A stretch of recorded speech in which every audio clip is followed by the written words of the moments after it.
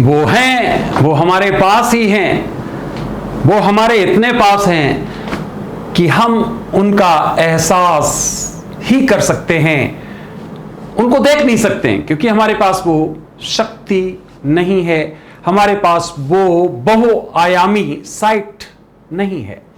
दोस्तों, मैं देवेश कुमार पाठक, एस्ट्रोलॉजर, आप सभी का अपने YouTube चैनल अल्टीमेट ज्योतिष गुरु में हृदय से सम्मान करता हूं। अब महत्वपूर्ण वीडियो मैं आपको देने वाला हूं और वो ये है कि कुछ सभ्यताएं जो पारलौकिक हैं, जो एलियंस हैं। अब एलियंस के नाम पे लोग चौंक जाते हैं, एलियंस का तरह तरह से ट्रांसलेशन करना शुरू कर देते हैं। एलियंस का मतलब यह हो गया सिंपल कि जो परग्रही हैं, जो इस ग्रह पे नहीं रहते हैं, किसी और ग्रह से हैं, जो हमारे लिए अनजान हैं, उनको एलियंस कहते हैं। हो सकता है पास्ट में जाने कितने एलियंस आए होंगे हमारे इस पृथ्वी पर, उन्होंने विभिन्न सभ्यताएं बसाई होंगी। उसी परिप्रेक्ष्य में मैं आपको कुछ महत्वपूर्ण देने जा रहा हूं।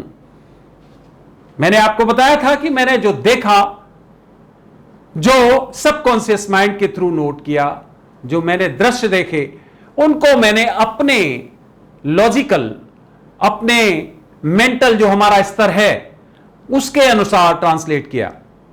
पता नहीं कितने सही है कितने गलत हैं, लेकिन यह निश्चित है कि वो आप देख पा रहे हो कि काफी हद तक सही हैं। मैं भी यह समझता हूं। तो इसमें डिस्क्लेमर की जरूरत नहीं है। चाहे यूट्यूब चैनल जो भी इसको चेक करते हो वीडियोस, चाहे जो लोग सुन रहे हो, चाहे साइंटिस्ट हो, मैं अपनी तरफ से यह डिस्क्लेमर करता हूं। एक डिस्क्लेमर जो जरूरी होता है, मैं किसी के ऊपर यह अपनी थ्योरी थोपना नहीं चाहता हूं, कोई सेंसेशन नहीं फैलाना चाहता हूं। यह मैं वो दे रहा हूं जो मैंने व्यक्तिगत रूप से अनुभव किया, एक बार नहीं कई बार अनुभव किया, और अनुभव करने के साथ उस पर मैंने फिर अपना शोध किया, और उसके बाद में जो एक्सट्रैक्ट हैं वो मैं देने जा रहा हूं। कहानी के रूप में समझ लें आप। अगर आपको लगता है कि नहीं, अनबिलीवेबल है, तो मत विश्वास करिए और कहानी के रूप में समझ लीजिए। आगे आने वाला टाइम आपको बताएगा कि वो कहानी थी या वास्तविकता थी। तो चलिए शुरू करते हैं एलियंस के बारे में। देखिए, आपको पता होगा डायनासोर्स थे, और वो डायनासोर्स किसी कारण से समाप्त हो गए, तो वो युग ही समाप्त हो गया। क्या हुआ था? एस्टेरॉयड ने हिट किया पृथ्वी को और समाप्त हो गए। विशालकाय थे। तो ये परचांस हो सकता है, या ये हो सकता है कि किसी महत्वपूर्ण सभ्यता ने आक्रमण किया हो, वो यहां पर दूसरी सभ्यता बसाना चाहता हो, और आज ये सभ्यता धीरे धीरे धीरे धीरे अलग अलग एलियंस के द्वारा, अलग अलग परग्रही जीवों के द्वारा, जो हमसे ज्यादा साइंटिफिकली डेवलप्ड हैं, उन्होंने अलग अलग सभ्यताएं बसाई।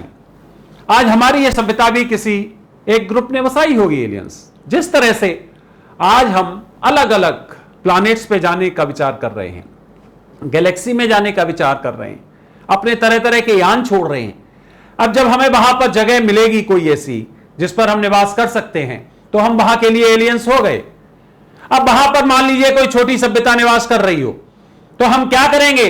हम उसको डोमिनेट करने का प्रयास करेंगे। अगर उस पर बहुत रिसोर्सेज है, मान लीजिए प्लैनेट पे, डोमिनेट, तो एक तरीका तो यह होगा कि सबको समाप्त कर दिया जाए, अगर ऐसी सभ्यता है छोटी पूरी। और एक क्या होगा कि उस सभ्यता को अपनी तरह से ढाल दिया जाए और फिर वहां डोमिनेट किया जाए। तो फ्रेंड्स, पृथ्वी पर इस समय यही परिस्थिति चल रही है। परग्रही लोग हमारे साथ हैं, वो हमारे साथ निवास कर रहे हैं। मैं कुछ आपको ऐसे फैक्ट्स बताने जा रहा हूं।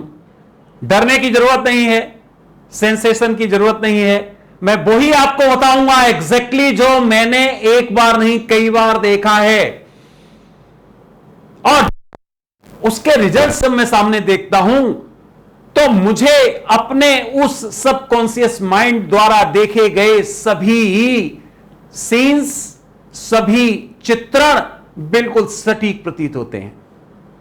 कैसे? हमारी सभ्यता इतनी ज्यादा विकसित हो चुकी है कि इससे डायरेक्ट युद्ध कोई भी एलियंस नहीं लड़ना चाहेगा। हाथ पैर की लड़ाई वैसे भी मूर्ख लड़ते हैं, ऐसा कहा जाता है। जो जितना विकसित होता चला जाता है वो कहता है हाथ पैर की लड़ाई बेवकूफ लड़ते हैं। तो वो लोग हमसे बहुत विकसित हैं, तो क्या कर रहे हैं? ऐसा नहीं कि वो हमारा बुरा चाहते हैं, ऐसा भी नहीं कि एक एलियंस हैं। मैं आपको बता रहा हूं, साइंस जैसे जैसे आगे बढ़ेगी, जैसे जैसे विकास होगा, सैकड़ों हजारों ऐसे प्लैनेट्स मिलेंगे जहां पर लाइफ मिलेगा। ये मैंने अपने पहले वीडियो में भी बताया था। अंतर केवल और केवल आयाम का है।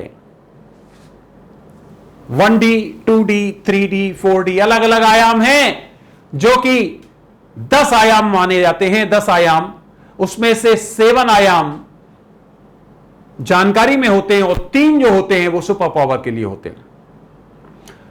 तो हमारा जो आयाम है पृथ्वी का, जिसमें हम देख सकते हैं चीजों को, ये सब कुछ देख सकते हैं। अब अगर मेरे पास यहां किसी और आयाम में आके कोई व्यक्ति खड़ा रहे, हम उसको नहीं देख पाएंगे।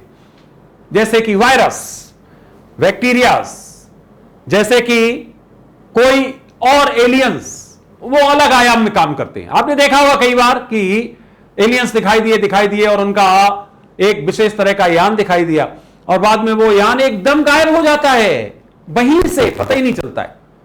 क्या अर्थ हो जाता है? वो अपना आयाम चेंज कर देते हैं, वहां से वो दृष्टि में नहीं आते हैं। यही है कि जब हम मर जाते हैं, जब हम समाप्त हो जाते हैं, तो हमारी आत्मा रहती है लेकिन वो आयाम बदल जाता है। तुरंत हमारी सांस समाप्त होते ही हमारा आयाम बदल जाता है। जितने भी आप शैतानियत के ये कहते हो, भूत प्रेत, और ये नेगेटिव सेंस में लेते हैं लोग, लेकिन ये सब मौजूद होते हैं। आयाम चेंज हो जाता है, निश्चित तौर पे आयाम चेंज होता है, तो फिर हम उनको देख ही नहीं पाते हैं।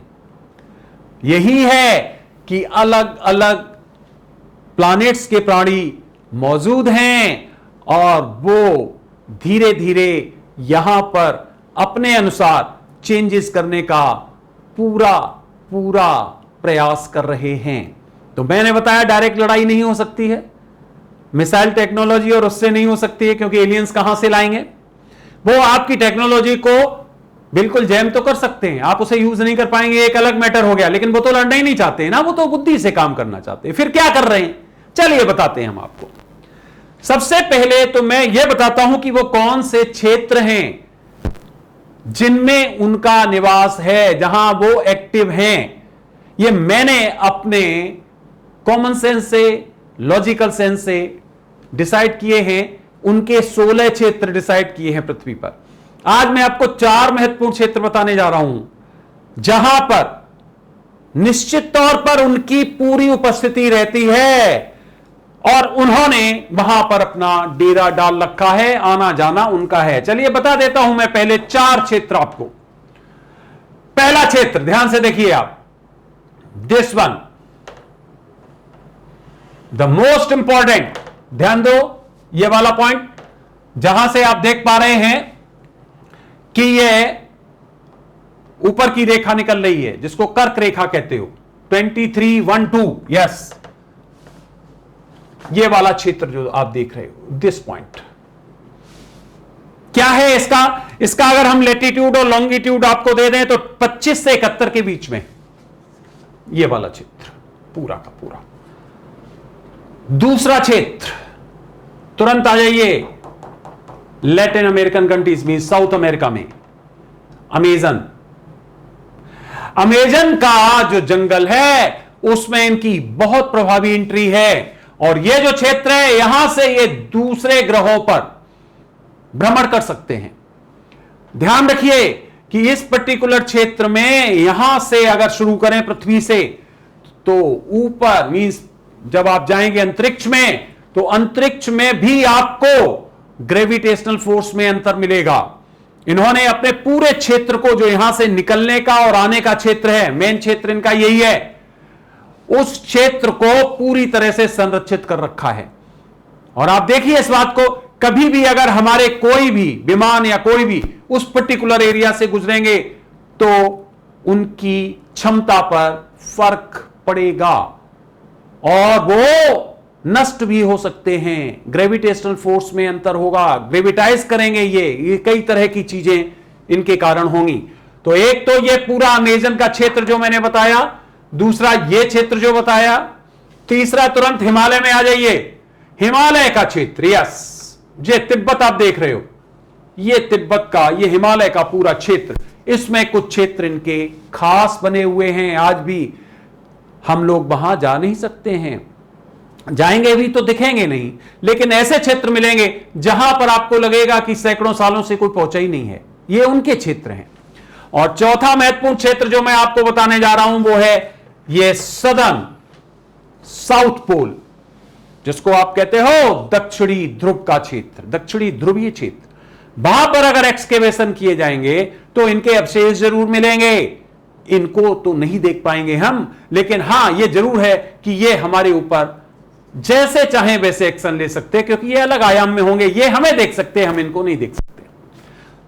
तो 1, 2, 3 एंड 4 मैंने आपको 4 लीडिंग, ये 4 इसलिए बताए हैं क्योंकि 4 सबसे महत्वपूर्ण क्षेत्र हैं।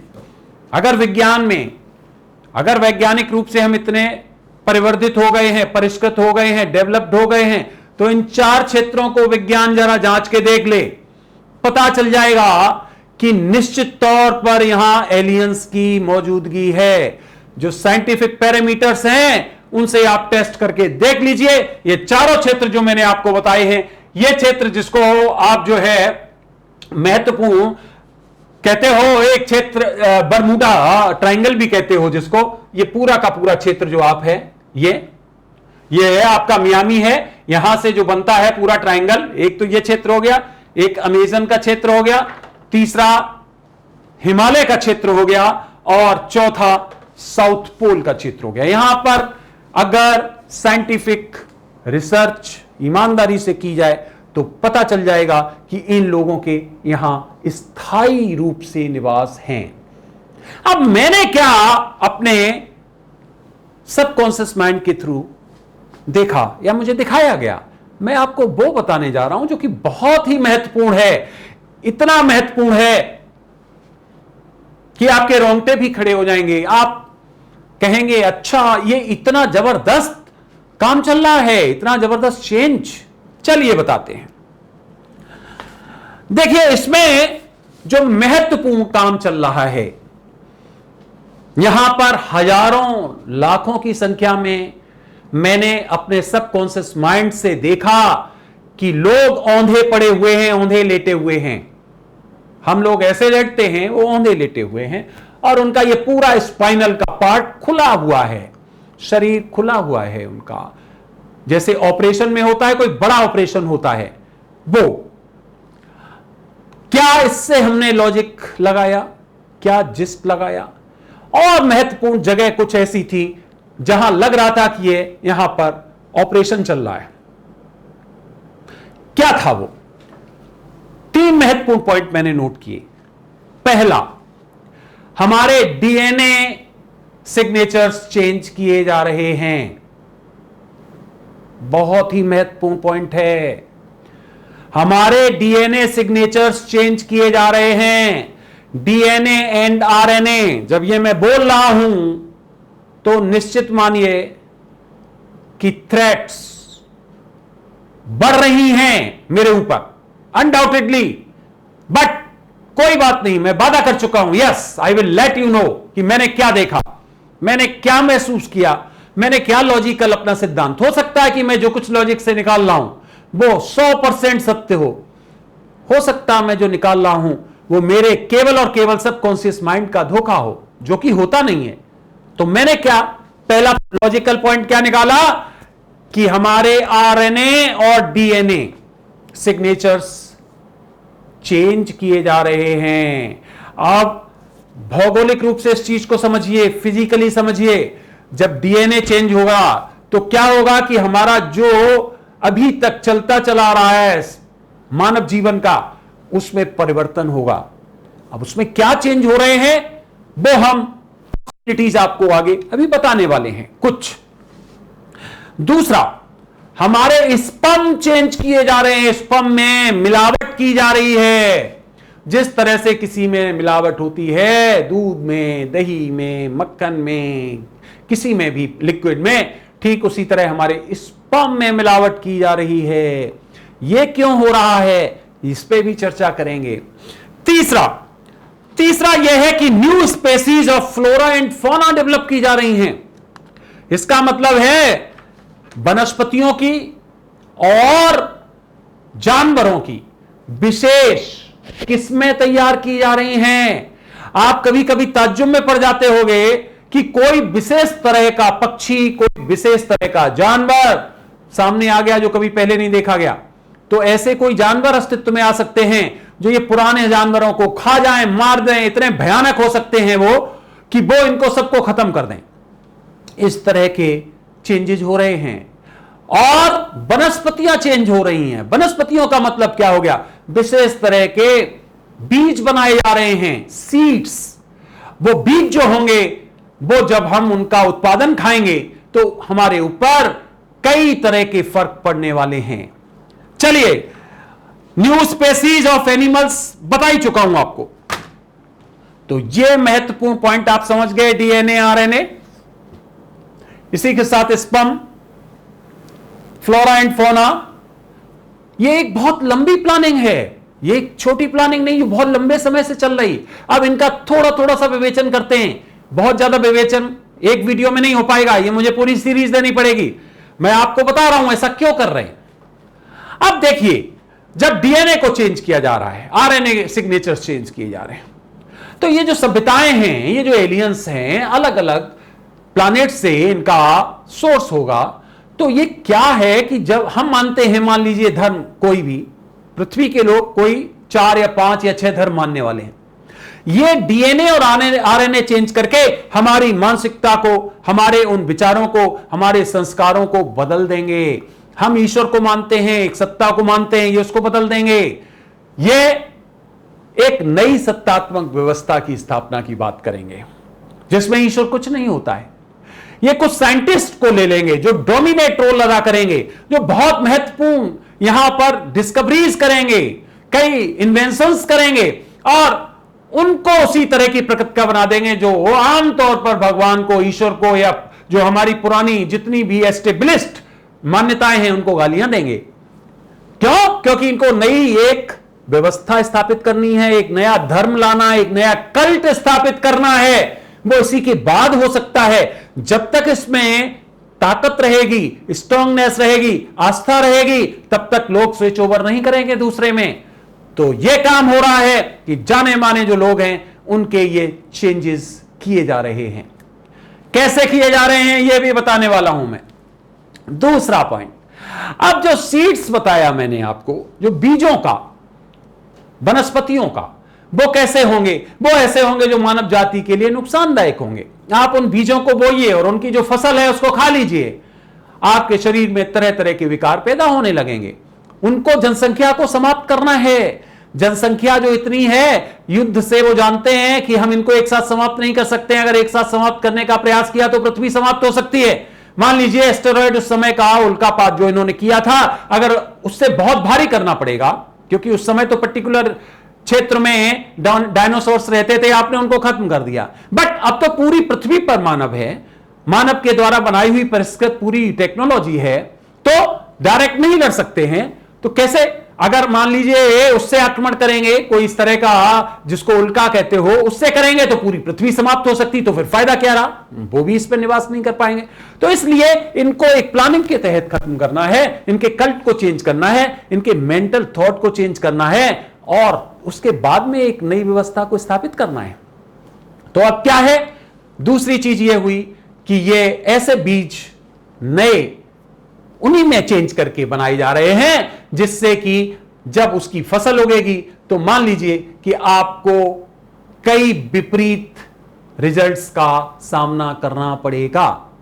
अगला पॉइंट, जो ये बना रहे हैं जानवर खतरनाक टाइप के, आप देखेंगे कि कोई जानवर कभी नहीं आपने देखा होगा, कभी आपके जैविक विज्ञान में नहीं, जीव विज्ञान में नहीं आया होगा, वो एंट्री ले लेता है कभी कभी। कई बार आपने देखा होगा, ये से देखा ही नहीं गया। कई ऐसे हैं, अमेज़न में वही डेवलपमेंट हो रहा है, अमेज़न में वही चीज हो रही है। वो क्या करेंगे जानवर? वो जानवर जिसको मिला पुराने जानवरों को समाप्त करेंगे, क्योंकि वो तो किसी और की सत्ता है। किसी और ने बनाई है। ये अपनी पूरी की पूरी नई सत्ता स्थापित करने के पक्ष में है। अगला पॉइंट, ये तो हो गया सब छुपा हुआ। अब सामने ये कुछ ऐसे प्रभावी लोगों को अपने प्रभाव में लेंगे, उनके थ्रू अपनी मुद्रा चलवाएंगे। धीरे धीरे वो दुनिया में मुद्रा धीरे धीरे विनिमय के उसमें आ जाएगी। ज्यादातर लोग उस पर भरोसा करने लगेंगे और यह जो पुरानी मुद्रा है इसको बाहर करने की कोशिश करेंगे और अपनी मुद्रा, नई मुद्रा चलाएंगे। आप समझ पा रहे होंगे मैं क्या कह रहा हूं। सब कुछ विधिवत रूप से किया जा रहा है। अब इसमें मान लीजिए विश्व के 10 लीडर हैं महत्वपूर्ण देशों के, जो डेवलप्ड कंट्रीज हैं, यह बहुत की रोल अदा कर रहे हैं। बस उनको ही तो चेंज करना है, उनकी मानसिकता को ही तो चेंज करना है। मानवता के लिए उनके मन में क्या करना है, हेट्रेड ही तो पैदा करना है। युद्ध करवा दो आपस में, ऐसी बुद्धि उनको दे दो, अच्छे हथियार बनवा दो साइंटिस्ट के थ्रू, जो एक दूसरे को मारें, एक दूसरे के खून के प्यासे हो जाएं, एक दूसरे को मारें। उनको कोई गोली ना चलानी पड़े, कोई मिसाइल ना चलानी पड़े, वो तमाशा देखना है उनको केवल एडवांस अपने स्किल्स का प्रयोग करना है जो वो कर रहे हैं।